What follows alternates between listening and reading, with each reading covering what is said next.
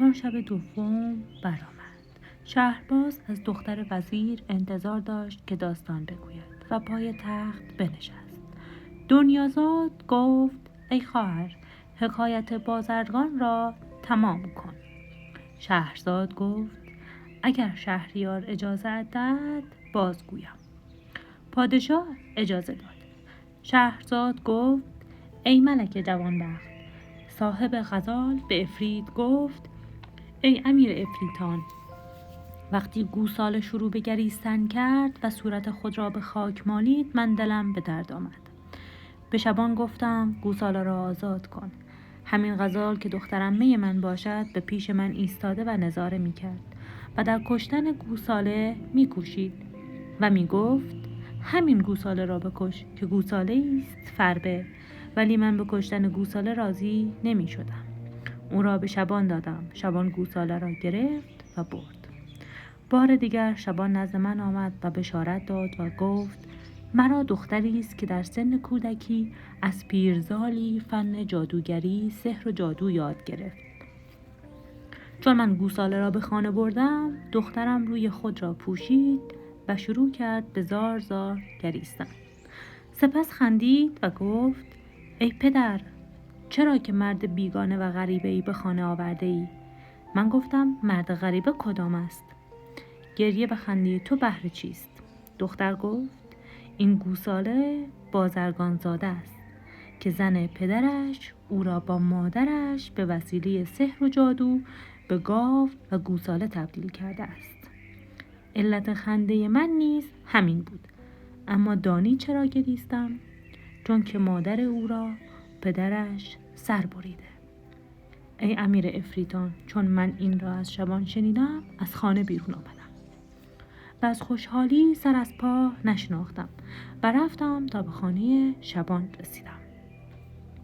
دختر شبان سلام کرد و کناری ایستاد و بعد از آن همان گوساله نزد من آمد و بر روی زمین مالید و بر خاک غلتید خود را. من به دختر شبان گفتم: آنچه در مورد این گوساله گفته حقیقت است. این فرزند توست. گفتم: اگر او را از این رنج خلاص کنی، هرچه خواهی به تو میدهم تا از مال دنیا بی نیاز شوی. دختر تبسمی کرد و گفت: مرا به مال نیازی نیست. به من قول بده اگر من از این گوساله رفع سحر کنم و جادو را باطل کنم، مرا به عقد او درآوری و اجازه دهی که جادو کننده او را جادو کنم. یعنی کسی که او را بدین روز درآورده به بلا گرفتار کنم و اگر نه، از گزند او ایمن نخواهم بود. من بایستی ساحر را به بند کشم. من گفتم: خون دخترم خود را بر تو حلال کردم. آنچه دانی بکن. پس ظرفی پر از آب کرد و افسون و وردی بر آن جاری ساخت و روی گوساله پاشید. گوساله بیدرنگ به صورت انسانی درآمد. من او را در آغوش کشیدم و بر چهرهش بوسه دادم. دختر شبان را به همسری او درآوردم. او نیز دختر عمه مرا به وسیله جادو به صورت همین آهو درآورد و همین غزالی است که او را به هر سو با خود میبرم. چون به اینجا رسیدم، بازرگان را در همین مکان دیدم. حکایت او را شنیدم و ایستادم تا ببینم سرانجام او به کجا می انجامد. ای امیر عفریتان، این داستان من است. عفریت گفت: عجب داستانی است. از سر خون او درگذشتم. در آن لحظه پیرمرد دوم با سگان شکاری جلو آمد و گفت: ای امیر عفریتان، این دو سگ برادران من بودند. چون پدر من بدرود حیات گفت، مبلغ 3000 دینار زر از خود برای ما به میراث به جای گذاشت. من در دکانی به خرید و فروش و تجارت نشستم و برادر دیگرم به سفر رفت، اما پس از چند سالی بی پول و دست خالی بازگشت. من دلم به او رحم آمد. او را به دکان بردم. 1000 دینار به او دادم تا آن را سرمایه دست خود کند. پس از آن هر دو برادر عزم سفر کردند و از من همراهی خواستند و گفتند: تو هم بیا. من تمایلی به سفر نداشتم و با آنها نرفتم. ضمناً خطر سفر را نیز بدانان گوشزد نمودم. ایشان گوش کردند و به سفر نرفتند. پس از آن من نیز با ایشان همکاری کردم و اندوخته‌ای برگرفتم که 6,000 دینار بود. من گفتم نیمی از این را در زیر خاک در جایی مخفی کنیم تا اگر زیان دیدیم روز مبادا بتوانیم از این سرمایه استفاده کنیم و نیمی دیگر را برای تجارت به خطر بیاندازیم. این نظر من مورد پسند برادران قرار گرفت و همان گونه که من گفتم عمل کردند. بعد از آن قرار شد که سفر کنیم. سفر کردیم و به کشتی نشستیم. 1 ماه کشتی روی آب بود تا به شهری رسید. متاعی را برای معامله و تجارت برده بودیم.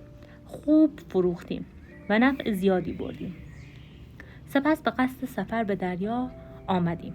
در آنجا دختری دیدم که جامه کهن در بر داشت. دختر گفت ممکن است به من محبتی نمایی و پاداش نیکویی به من دهی؟ گفتم آری، با تو نیکویی کنم و هرچه خواهی به تو دهم. دختر گفت مرا به عقد خود درآور و به شهر خود ببر. من دلم به رحم آمد و او را به کشتی آوردم. جامه‌های گرانبها برایش خریدم و در محلی راحت و امن جایش دادم و همانطور که گفته بود او را به عقد خود درآوردم. من از برادران دور شده و شب و روز را با همسرم گذراندم.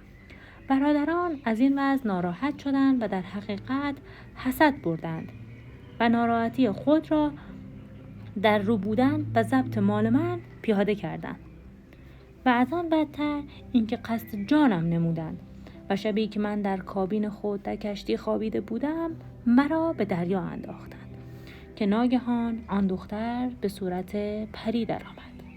مرا برداشت به جزیره‌ای برد و مدتی از من پنهان گشت. پس از ساعتی نزد من آمد و گفت من از پریانم که ایمان به رسول خدا آوردم. چون مهر تو در دلم جای گرفت به صورت آدمیان پیش تو آمدم و آگاه باش که برادران تو به سزای اعمالشان خواهند رسید. من از داستان او در شگفت ماندم و گفتم مبادا برادران مرا بکشی و به او قسم دادم و گفتم با اینکه به من بد کردند ولی برادرانم هستند. پس آن پری مرا به هوا برد و به یک چشم برهم زدن مرا بر فراز خانه ام گذاشت. من در باز کردم و به خانه آمدم و آن 3,000 دیناری را که در زیر خاک پنهان کرده بودم بیرون آوردم و آن را دوباره دستمایه زندگی خود کردم. یک شب هنگام شام که از دکان به خانه آمدم ناگهان این 2 سگ را دیدم که به زنجیر بسته شده اند. چون چشم آنها به من افتاد به دامانم بیاویختند و اشک‌ها فرو ریختند. من نمی‌دانستم چه خبر است که ناگهان همان دختر را دیدم و به من گفت اینان برادران تو هستند و تا 10 سال به سزای مکافاتشان به صورت سگ خواهند ماند. بعد از 10 سال دوباره به صورت اول خود باز خواهند گشت. از این رو من این 2 سگ را که در حقیقت برادران من می باشند به اطراف می گردانم تا مدت 10 سال به اتمام رسد و از صورت سگ خارج شود.